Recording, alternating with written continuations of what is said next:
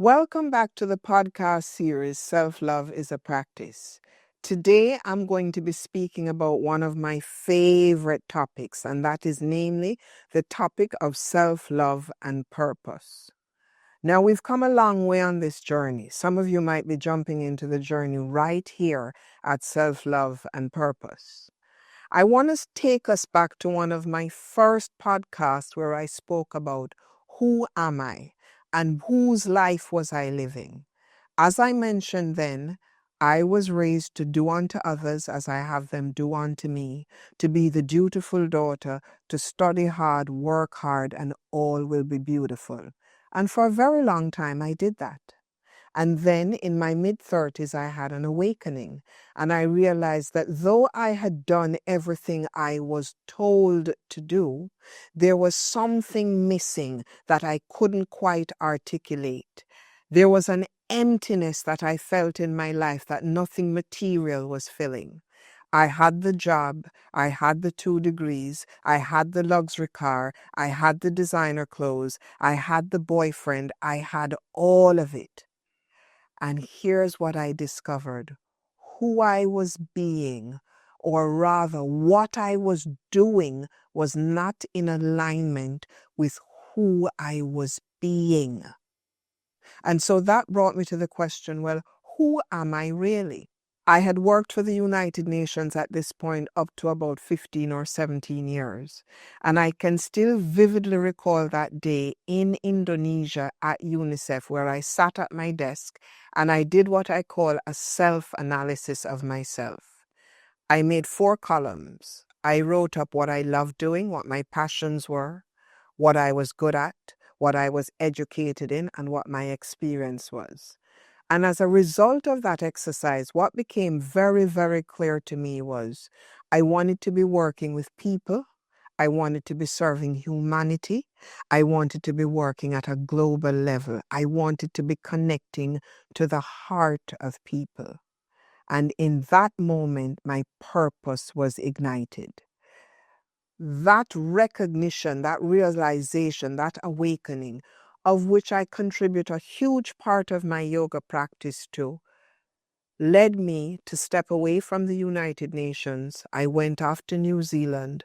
I volunteered with an entity called Global Volunteer Network, and I started to serve at a grassroots level. I met people from all walks of life, and nothing brought me greater joy than to see people ignited, to be supporting people, to giving them a glimmer of hope. And from there, my life has continued to expand and transform, and I am so deeply grateful for this. Here's the thing though, I could not arrive at this place had I not done the deep inner soul self-work. And I take myself to being back in that ashram in India in 2008. And, you know, the hallmarks, the principles, serve, love, give, purify, meditate, realize.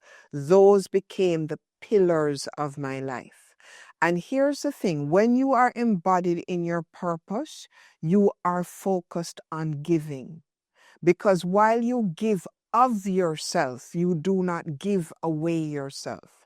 And when you know what your purpose is, you will choose things that align with your purpose.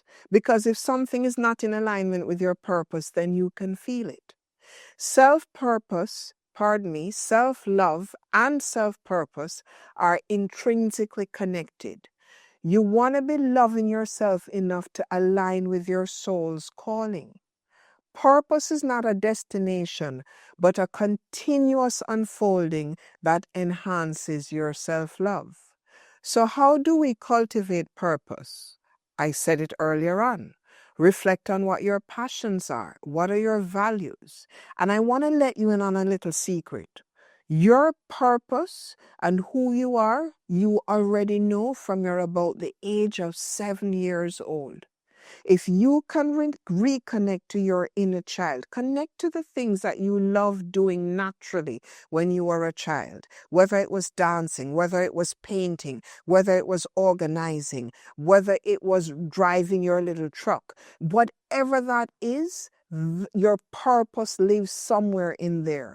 You want to reconnect to that. If you look at all of the people that you emulate and admire in the world today, who they were was clearly defined from they were children, which is why it is so important that we always reconnect to that inner child. So, there's a beautiful saying, I don't remember the author of it, that says there are 2 dates in your life that really matter.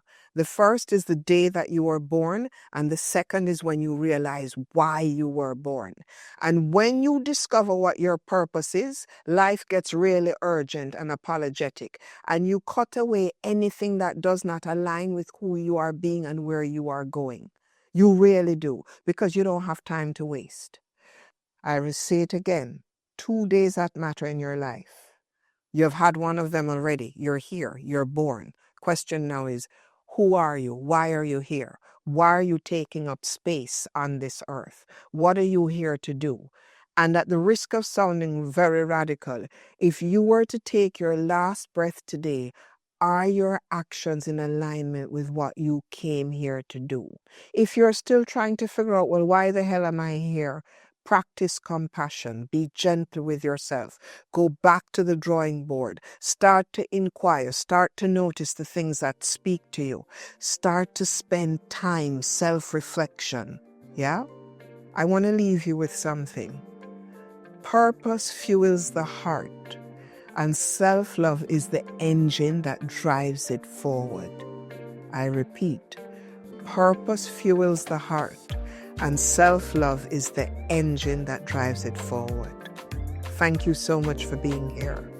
I am Nadine McNeil, Universal Empress, transforming lives one breath at a time. And so it is. Namaste.